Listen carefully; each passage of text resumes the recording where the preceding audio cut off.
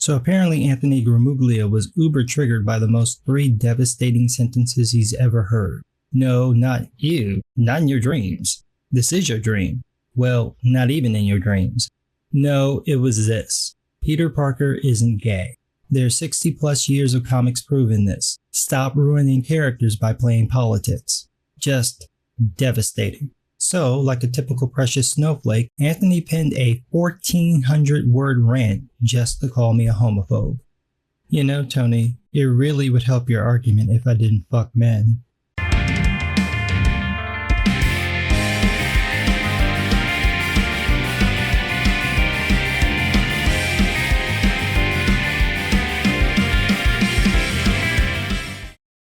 Yes, my little Shelticon furrykin lover. Tell the bisexual black man why he's a bigot for not wanting Peter Parker to be made gay to please the 8 future sex offenders who just can't stand that Spidey isn't into the D.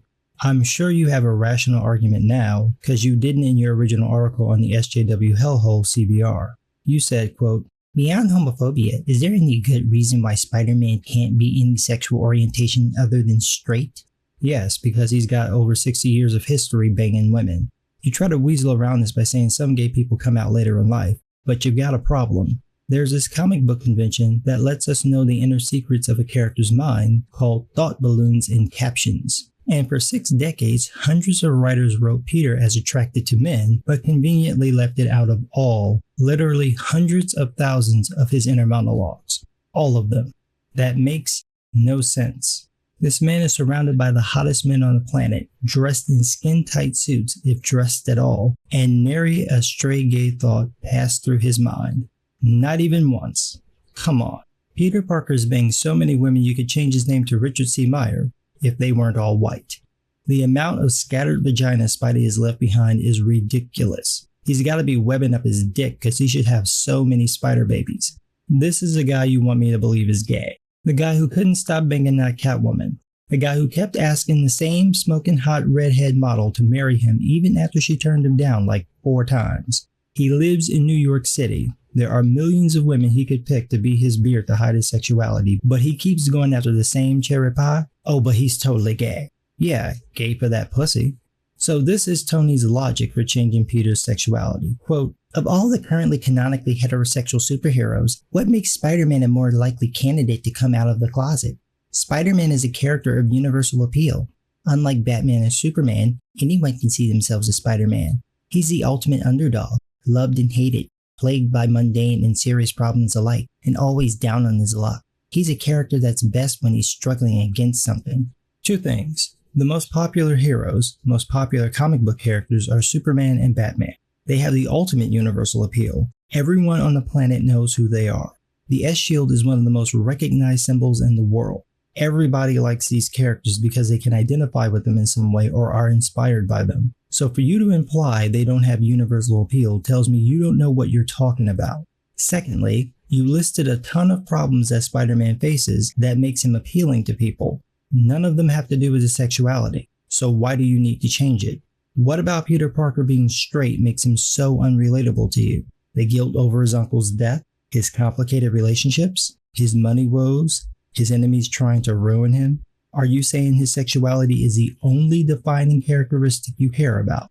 Nothing else about him matters to you. What you described was an everyman. That's how Stan Lee and Steve Ditko wrote Peter Parker. He's a placeholder. He's meant to represent anyone. That's why Stan would say that it could be anyone under the mask. The point of an everyman in the story is for the audience to put themselves in the character's place, to literally replace the character. That's why the character's written in such a generic way. And you admit this already happened, so what's the problem? Why can't you just see yourself as Peter Parker? If you're gonna say, well, representation, there's no need for representation. All people need to do is look at Peter's experiences as metaphors and apply them to their own lives. And before you say, but I'm gay and Peter only dates women, J.R.R. Tolkien came up with this beautiful thing called applicability. Your life doesn't have to match his literally. This isn't hard. It's called imagination, something SJWs apparently lack. Your entire argument is basically, why not? And as a reviewer formerly known as Diversity in Comics said in his video about my tweet, that's not a valid argument. Just because you can do a thing doesn't mean you should do that thing. For example, You could interact with Anthony on social media, but you shouldn't. Not just because he's probably already blocked you, but also because this kind of stupid is contagious. If you want proof of how crazy this shit makes you, just read the comments on my tweet. Hundreds of Tumblr rejects, none of them could come up with a coherent argument. Not one. They could bring the insults though, and yes, most of them are homophobic because all these jackasses are hypocrites. Look, here's the problem with changing Spider-Man's sexuality. He's got 60 years of history dating women, so if you're gonna make him gay, you'll need to completely remove every female character he's dated. That's not a quick fix. Major character arcs are tied to Peter's relationships with women, his relationships with Mary Jane, Felicia Hardy, Gwen Stacy. The night Gwen Stacy died isn't just one of the most important stories in Spider-Man's history, it's one of the most pivotal stories in comics. It would be wiped out if you made Peter gay.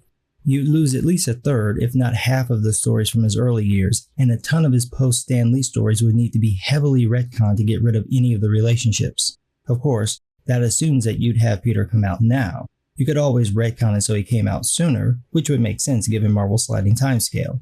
At this point, Peter is probably born in the late 80s or early 90s, so he'd have gone to college in the early 2000s, and it seems unlikely he wouldn't have come out then. But now you have a new problem. When does he come out? As a teen? A college student? An adult? Let's say in college. Why would he date Gwen Stacy if he's out? If he doesn't date Gwen, why would Green Goblin target her? What happens with Peter and Harry's relationship since part of the rift was over Gwen?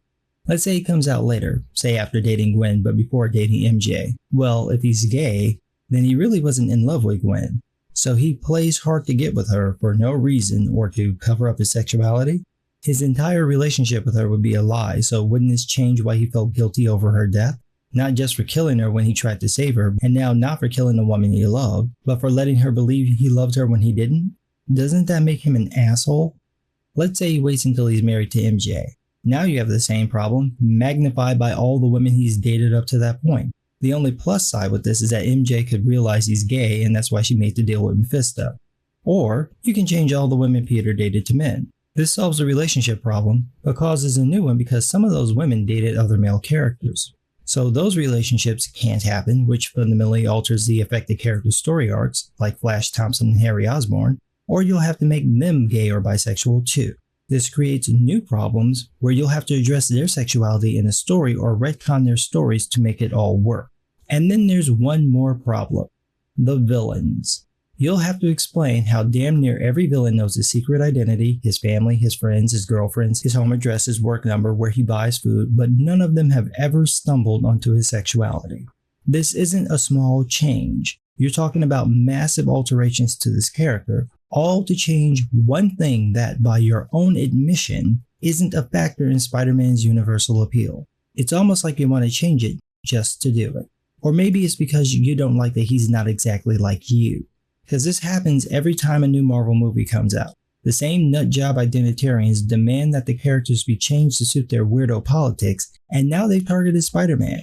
He needs to be black, he needs to be gay, he needs to be trans. He doesn't need to be any of those things any more than you need to see GLBTQ, MNOP, plus asterisk hashtag up down left right whole day press start representation. You want it, and that's a different thing. And you can have it. Marvel can create new characters with new mantles and give you that. But that's not really what you want either. What you want is for the popular thing to be like you, because if it's popular, then so are you. But that's not gonna happen, so you're mad, and you do what mad babies do. You throw tantrums. And the way SJWs do this is by trying to control everyone else. Because that's what this is really about. It's about narcissistic, selfish, envious people who want to get back at those they're jealous of by ruining the things those people love. That's it. Because you don't pull this with characters nobody likes. You don't do this with characters no one remembers. I did a video on public domain characters. You could take any of those characters and make them gay or bisexual or transgender furrykin, but no one knows who they are, so you don't care. You're also not going to create original ideas because most of you are incapable of doing that. Just look at Magdalene Visaggio. And you're not interested in doing it anyway. The point is to ruin what the bad straight people love to get back at them, all while accusing them, and anyone who doesn't agree with you, of being homophobes for rejecting a change you admit is pointless. And that's what Phony Baloney Tony does in his rant on Pedo Bear's Hangout, Mary Sue. Quote, "This led to many fans and sites discussing the possibility of Peter Parker, or even any version of Spider-Man, being queer. No, this led a handful of identitarians to bounce us around their pedo dens. No rational person is even thinking about this. But I love how you move the goalpost, because it's clear in your original article you weren't talking about an alternate version of Spider-Man, but the real official Spider-Man. Obviously, because in the multiverse there's a gay Peter Parker out there. An infinite number of them actually. But that's not what you want. You want the real Peter to be retconned to be gay."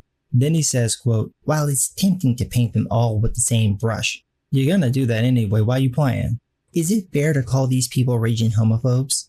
No, but you're gonna do it anyway because you don't actually have an argument. And when SJWs don't have arguments, they resort to logical fallacies, usually ad hominems.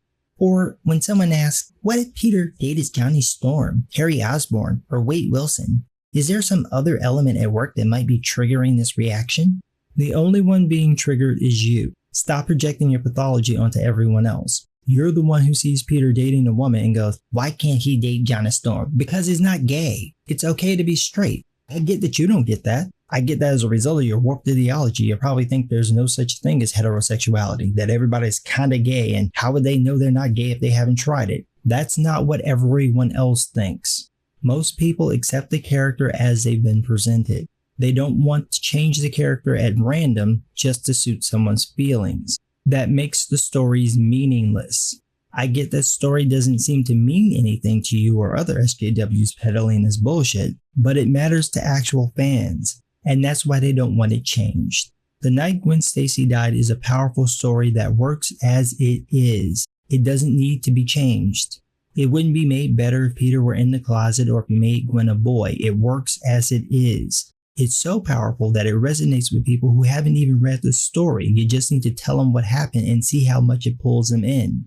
That's what great storytelling does, and that's why people don't want it changed. It means something to them, and to change it changes the meaning. For example, quote, ironically, many of the people don't seem to care too much about other changes made to Peter's character since then.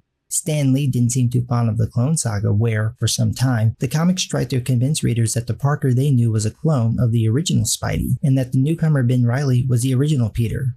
Oh my god, you miserable bitch-made nigger. In what fucking world are fans just fine with the Clone Saga? In what world? How old are you? I have to ask because that sounds like the type of shit someone who didn't survive the Clone Saga would write. You're talking about the most despised storyline in Spider-Man history. Nobody likes the Clone Saga. Even the people who wrote the fucking thing don't like it. And you know why? Because it made 20 years of stories worthless. All those stories that happened after the clone issue were meaningless because it wasn't the real Spider-Man. It's an insult to the reader. You want a current example of this? Look at the New 52. It's the same thing. People love the original stories. They don't want to see them wiped out, and they don't want to feel like they've been tricked. That's what the Clone Saga did, which is why it's despised. So pick another example, genius. Backlash is inevitable to any change, especially among fans. Fans fall in love with the character. Any changes made to that character will result in fans getting angry. It's one of the reasons why Spider-Man fans still aren't over one more day retconning Peter and Mary Jane's marriage out of continuity. So if you understand that this pisses people off, why do you want to do it? I mean, we're supposed to believe you like this character, that you're not just one of those Johnny-come-latelys who's only into the superhero stuff because the movies are popular. We're supposed to assume you're an actual fan. Well, what kind of fan wants a character they like or love to be fundamentally changed? You see how everyone flipped the fuck out over Jon Snow and Tyrion? This shit matters to people. Real fans don't want their characters changed. Then he says, quote, one thing many people pointed out when confronted with the possibility of a queer Spider-Man is that Peter Parker fell in love with women. He loved Gwen Stacy. He loved Mary Jane. He lusted for Felicia Hardy. These are stories that resonate with readers. If Peter is gay, wouldn't that take away the meaning from those stories? Yes, and apparently that's what you want to do because God forbid that anyone take meaning from things you don't like. People who feel this way either deliberately or accidentally erase the possibility that Parker is bisexual or asexual. No, they're not. He's not bisexual. There's nothing in his 60-year history that suggests he's interested in men. He's not bisexual, and he's pursued too many women, like one or more, to be asexual. Just stop it. You have no argument, and you know it. So now you're just jumping all over the place. homosexual, bisexual, transsexual, asexual. Just stop. And stop with the bullshit about the GLBTQ, MNOP, plus asterisk, hashtag, up, down, left, right, hold, A, press, start acronym. I know you guys like to change the meaning of words to suit your groupthink, but normal people understand the word queer to mean gay. No one else follows your ever-changing meanings, so stop it. Still, of all the reasons, if they don't want to retcon stories that matter to them, that's fine. That makes sense, but it also has no bearing on whether there can be a queer Spider-Man. Yeah, it does. Peter Parker isn't gay. I know what you're going to say. What about the Spider-Verse? None of them are really Spider-Man. Peter Parker is Spider-Man. I can prove this. Find a normal person, just a random not SJW person, and ask them Spider-Man's name. Peter Parker is iconic. Spider-Man is iconic. They are intrinsically entwined, one in the same, just like Bruce Wayne is Batman and Superman is Clark Kent. Spider-Man is the only Marvel character on that level. Yes, Iron Man is popular, but you can go anywhere in the world and show the Spider-Man mask and everyone knows who that is. They know his name, his story, how he got his powers, about Gwen Stacy dying, all without ever reading the comics, watching the movies, or playing the games. He's an icon, and you can't change an icon without some serious lifting. You want proof? No one thinks the Superman from Man of Steel is actually Superman. That's an alternate version. I'm willing to bet that for most people, Superman is Christopher Reeve, and if you're not presenting a Superman that's like that, character-wise at least, they will reject it. Icon. That's what Spider-Man is. Any other character can put on that mask, but they're not Spider-Man. They're just wearing his suit. This is why, despite all of Marvel's efforts, Miles Morales is still called Miles Morales, or Black Spider-Man, not Spider-Man. No one thinks of him as Spider-Man. He's just a token knockoff. And yes, Bendis did create him in part to replace the real Spider-Man, not just the Ultimate version. That was the hope, that people would abandon the real official Peter Parker and accept Miles as the only Spider-Man. That didn't and isn't going to happen, and that's why black people like me don't like Miles Morales. It's obvious what he is. I don't need a black version of Spider-Man to tell me I can be Spider-Man. Peter Parker is an everyman. He's already done that job and does it better than Miles could ever hope to do because Peter earned his status in the story and in real life. He became popular organically, and he was written to have problem after problem heaped on him so readers could struggle with him and then watch him overcome those problems. This is what resonates with me and other fans. He doesn't need to look like me to inspire me. I can just imagine myself as him, literally replace him and play the story out as if I were him. That's how he's written. Miles, on the other hand, is written solely to appeal to black people. He's not for white people, so his character is limited. He's written to be protected from any real trauma unless it fits the political narrative, so there's nothing for anyone who isn't a rabid SJW to connect with. When that isn't done, like in the Spider-Verse film and the game, he's tolerable but still pointless because Peter has the everyman thing nailed. So Bad Touch Uncle Tony, you've run out of arguments, and as you can see, they weren't any good. You've conceded there's no good reason to change Peter's sexuality, and that there's nothing wrong with people not wanting to change. You can create an alternate version of Spider-Man that is gay, but that's not the real Spider-Man, so it doesn't matter. So there goes your point. You've got nothing else, so bring on the ad hominems. Quote, what follows are two distinct camps. People who are okay with Spidey being queer, so long as they never have to see it, and people who are against the concept in any shape or form. While we've gone over their arguments so far without resorting to the simpler explanation of they're just homophobic, it's impossible to lie to you anymore. Oh please, your little bitch ass is about to spew lie after lie after lie like you were caught in the act doing what male feminists eventually always do. There are several groups in the comic fandom who are angry that their fandoms are changing. No, there's not. This is just some shit SJWs made up to explain why everyone hates you. It's simple. You ruin everything. Whatever you touch is ruined by the most temporary contact with you because you can't keep your fucking politics to yourself. You always have to make everything about you. I've been collecting comics for most of my life. No one has ever said anything to me about my race. No white people have ever said anything to me at all. If they were so hateful, surely my black but I look Asian ass would be out. But I'm not. What they once perceived as a hobby for cis-het white boys, they have realized is actually a diverse culture filled with all sorts of people, and all of them want to feel represented in the medium. Yeah, that was never a thing. But thanks for erasing the women, minorities, and gay people who were part of the industry and fandom long before your mother forgot to visit Planned Parenthood. But while minorities have always had to identify with characters unlike ourselves, the cis white males who believe themselves to represent the entire fandom have not, despite how they say that others should learn to do it. Yeah, cause every white dude is just Bruce Wayne rich. Just rolling in cash. Every white dude is a genius. Every white dude just has hot women flinging themselves at them. They're all aliens from another planet, reincarnations of the same person, dude with metal claws and blue fur who, when they teleport, smell like farts. It's just so common. Think of how much of an insensitive, narcissistic, self-righteous, privileged asshole you have to be to think white people don't know what it's like to be different. As if every white dude is accepted without question. There's no bullying in the white community. Every white guy just lives this awesome, trouble-free life. On behalf of the 12% of my ancestors who were white, fuck you. Wait, on second thought, you might actually enjoy that. No, I still mean it. Fuck you. While many welcome new characters that can appeal to minorities, there's a large faction that does not. They're like children who never had to share their toys being asked to lend one of their own to the new kid. They just can't deal with it. You'd be the one to know because this is exactly how you and other SJWs behave. You're quick to remind anyone remotely interested in your stuff that it's not for them, and then you demand that they give whatever they have to you. You're like the kid who comes over and wants to play with all the toys, especially whatever is in someone's hand. You're like the kid who whines when he sees his brother playing with the ball he didn't care about until he saw his brother had it, and then runs to get his mommy to make his brother give it to him, and then bounces the ball in the boy's face to rub it in. There's a word for that: asshole. This has led to cringe-inducing social movements such as Comicsgate, where fans and even creators gang up and harass writers and artists who dare to bring their own life experience and perspectives to the medium of comics. Yeah, because everybody just had to read Michelle Perez's Furrykin memoir about transgender prostitution. Nobody wants to read this, and pointing out how terrible the book is isn't harassment. It's a public service. You're welcome.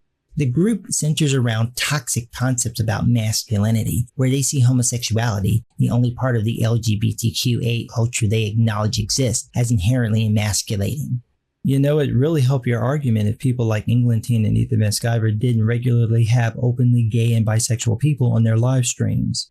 But then that requires you to know what you're talking about, and clearly you don't want to do that. You've got fans and creators of all stripes who are lumped into the so-called Comicsgate. It's as diverse as you could possibly want, including different political views. You'd know that if you actually spoke with people instead of hanging out in the pedo wing of Twitter. So, to them, the concept of Spider-Man, a character they might have identified with in some small way, being gay is the same as being emasculated themselves. Stop projecting.